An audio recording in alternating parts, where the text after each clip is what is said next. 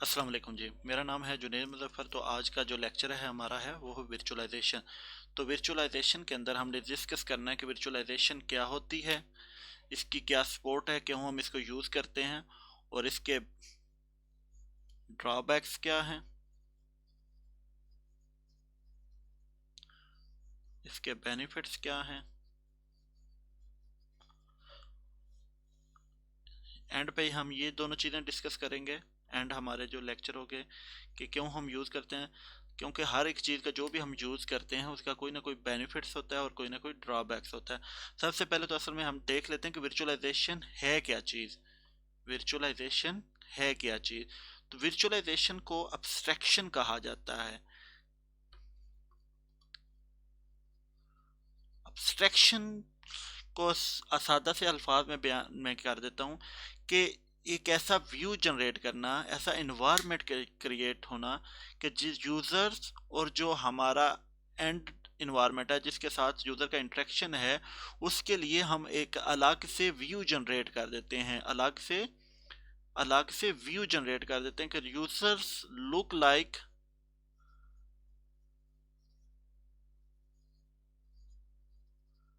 Same environment. क्या होता है? सेम इन्वायरमेंट होता है, लेकिन असल में वो होता से ओरिजिनल इन्वायरमेंट नहीं होता, बल्कि क्या होता है कि वर्चुअलाइज्ड इन्वायरमेंट होता है। कि हम यूज़र्स के लिए वो ही जो हम फिजिकल जो इन्वायरमेंट होता है, यूज़र्स एंड यूज़र जो होता है, एंड यूज़र जो होता है उसका जो व्यू होता है उसके लिए बिल्कुल वही सेम होता है कि यूज़र समझता है कि मैं बिल्कुल उसी के अंदर वो काम कर रहा हूँ, हम मेरा व्यू वही है, यही चीज़ मैं उसको देख रहा हूँ। तो इसको अब वर्चुअलाइजेशन कहा जाता है। ये तो हो गया जेनेरिक वर्चुअलाइजेशन का कंसेप्ट। जेनेरिक वर्चुअलाइजेशन वर्चुअलाइजेशन हम सिस्टम एडमिनिस्ट्रेशन में आपने मुख्तलिफ जगह पे पढ़ा होगा। आज जो हमारा कंसंट्रेशन है वो ज़्यादातर तो सिस्टम वर्चुअलाइजेशन है ना, सिस्टम वर्चुअलाइजेशन। फिर उसके बाद हम आपने देखा होगा, नाम सुना होगा, नेटवर्क वर्चुअलाइजेशन। नेटवर्क वर्चुअलाइजेशन के अंदर आपने काफ़ी चीज़ें पढ़ी होंगे, जो VNF आ रहा है, VLAN आ रहा है, V VNF virtual network switching आ रहा है। फिर उसके बाद VLANing जो कॉन्सेप्ट होता है वो भी वर्चुअलाइजेशन का कॉन्सेप्ट है। फिर डाटा वर्चुअलाइजेशन भी होती है जिसके अंदर अब्स्ट्रैक्शन, या जब आप वो उसके आप पढ़ते हो कि जी डेटा एक व्यू ऐसा जनरेट कर देना कि यूज़र्स को जो ओरिजिनल व्यू है वो उसको देख ना पा रहा। फिर उसके बाद आप इसके अंदर स्टोरेज वर्चुअलाइजेशन भी चलती है। मैं स्टोरेज को जी इधर बना देता हूँ।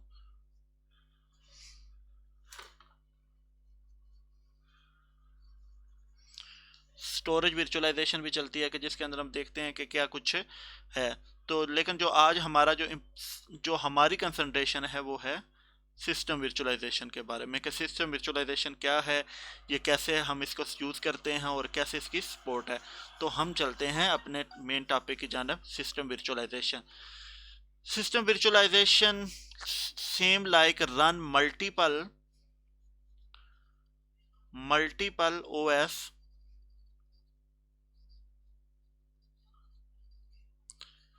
Multiple operating system same server के ऊपर, सेम फिजिकल कह लें, फिजिकल सर्वर के ऊपर, सेम फिजिकल सर्वर के ऊपर मल्टीपल ऑपरेटिंग सिस्टम रन हो रहे होते हैं। वर्चुअलाइजेशन उसको कहते हैं, हम सिस्टम वर्चुअलाइजेशन में कहते हैं कि एक हमारी कंप्यूटर है, उस कंप्यूटर के अंदर सिंपल ये समझ लें कि एक कंप्यूटर के अंदर 4 या 5 कंप्यूटर या 4-5 मशीनें वो रन हो रही होती हैं। यूज़र्स के लिए बेनिफिशियल ये होता है कि वो एक ही फिजिकल सर्वर को अपने मुख्तलिफ टास्क के लिए यूज़ कर लेता है। जैसे इसका अब हम इसी यहाँ पे ही हम उसको बेनिफिट्स को देख लेते हैं कि बेनिफिट्स क्या हो गए। सिनेरियो ये है कि आपके पास एक कंप्यूटर है, अब उस कंप्यूटर के ऊपर आप सिंपल उसी कंप्यूटर के ऊपर आप सिंपल एक ओएस रन करते हैं और उस ओएस के ऊपर एक एप्लीकेशन हम रन कर लेते हैं, एक एप्लीकेशन रन कर लेते हैं जिसको मैं DHCP का नाम ले रहा हूँ। तो जब DHCP का हम नाम ले रहे हैं तो एक एप्लीकेशन है, लेकिन वो हमारा जो सर्वर है, फिजिकल सर्वर जो है, उसके रिसोर्सेज हैं, CPU है हमारा, उसके पास 8 कोर लगी हुई हैं, फिर उसके बाद जो हमारे पास रैम लगी हुई है, जो रैम लगी हुई है वो हो सकता है 20 GB लगी हो, और इसी तरह स्टोरेज जो है हमारी वो 3 TB लगी हुई है। लेकिन जो इस एप्लीकेशन की यूसेज है, जब हम चेक करते हैं तो वो यूसेज तो सिर्फ ये आती है कि वो तो सिर्फ जी 1 कोर CPU यूज़ कर रहा है, 2 GB रैम यूज़ कर रहा है और 100 GB कर लेते हैं वो हार्ड यूज़ कर रहा है। तो बाकी सारे सोर्सेज तो हमारे ज़ाया हो रहे हैं, वो वेस्ट हो रहे हैं। रिसोर्सेज की वेस्ट से बचने के लिए हम, एक तो ये है कि ये बचाता है, रिसोर्सेज वेस्ट होने से बचाता है। तो रिसोर्सेज जितने वेस्ट हो रहे हैं, तो और उसके बाद वही अब ऑर्गेनाइजेशन है एक और एप्लीकेशन रन करना चाह रही है, जिसको हम कह रहते हैं कि जी वो DNS भी एक और एप्लीकेशन है जिसको DNS रन करना चाहते हैं। तो हो सकता है अब उनको एक दोबारा पूरे का पूरा कंप्यूटर लेना पड़े, पूरे का पूरा कंप्यूटर लेना पड़े। तो वो इस झंझट से बचने के लिए, इतने फिर उसके बाद इतने रिसोर्सेज की कंप्यूटेशन से बचने के लिए, अब उनके लिए इन्वायरमेंट ये सूट नहीं करता कि वो DHCP और उसके बाद DNS जो है वो सेम ही एक OS के ऊपर रन कर लें।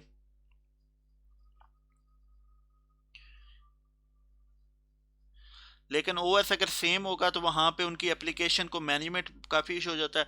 तो अगर वो इसी हार्डवेयर को वर्चुअलाइज कर लेते हैं तो वो इसी हार्डवेयर के ऊपर 2 मशीनें या 3 मशीनें मैक्सिमम, जितनी वो इनका CPU सपोर्ट करता है वो इतनी इंस्टॉल्ड कर सकते हैं।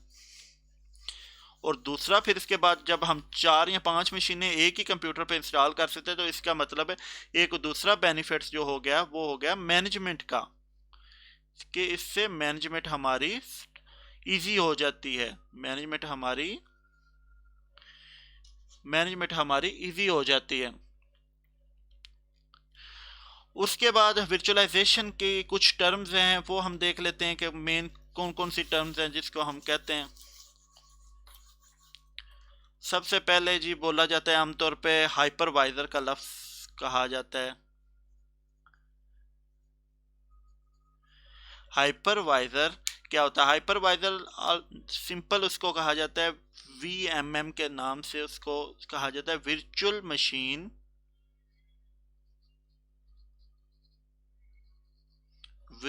मशीन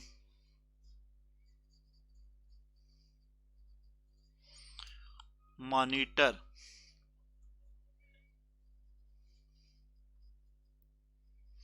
जिसका काम होता है, ये लेयर होती है दरमियान में जो प्रोवाइड करती है वर्चुअलाइजेशन को।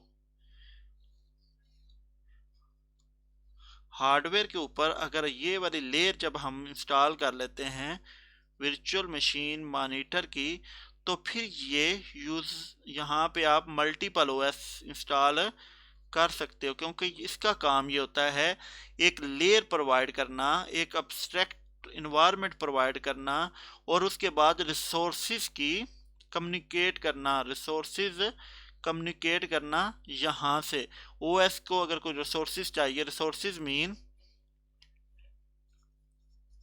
CPU, रैम या हार्ड चाहिए, तो वो इन रिसोर्सेज को मैनेज करता है। ये वाली वर्चुअल मशीन की जो लेयर होती है ये मैनेज करती है, इनके साथ कम्युनिकेट करवाती है। इस OS को ये सपोर्ट कम्युनिकेट करवाएगा।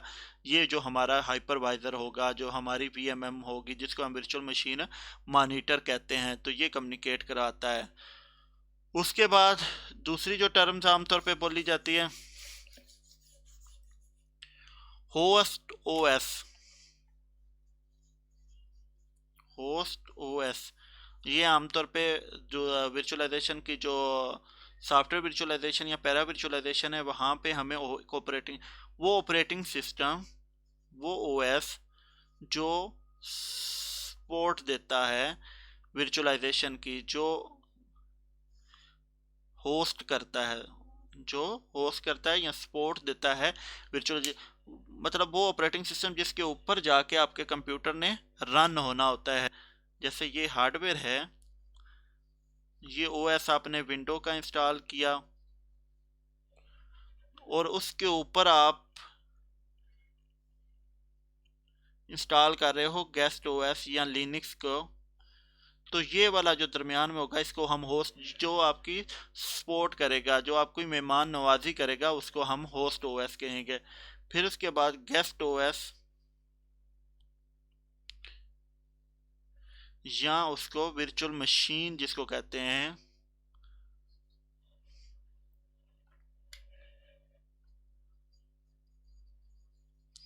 वर्चुअल मशीन,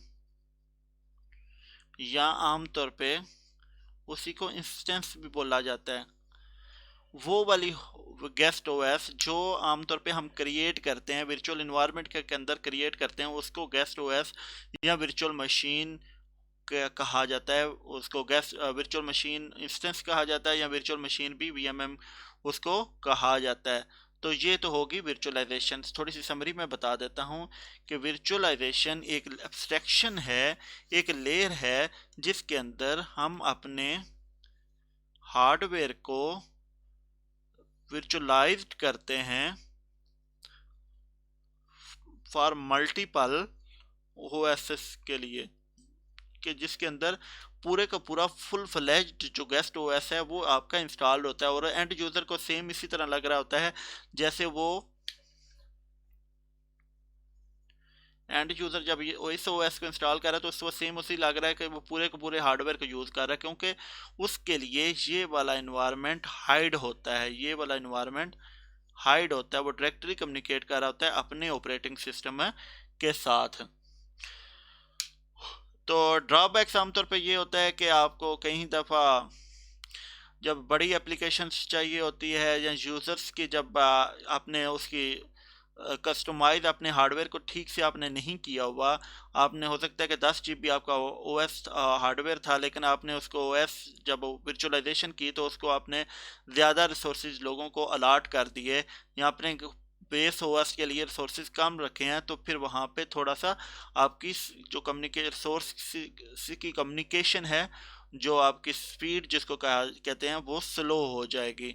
तो ये आमतौर पर नाम, फिर उसके बाद सिक्योरिटी का कहीं जगह पे जाकर सिक्योरिटी लेयर का आपका थोड़ा सा इशू आ जाता है। ओके जी, अल्लाह। नेक्स्ट लेक्चर में हम देखेंगे जी इसकी टाइप्स के बारे में, वर्चुअलाइजेशन की टाइप्स क्या होती है।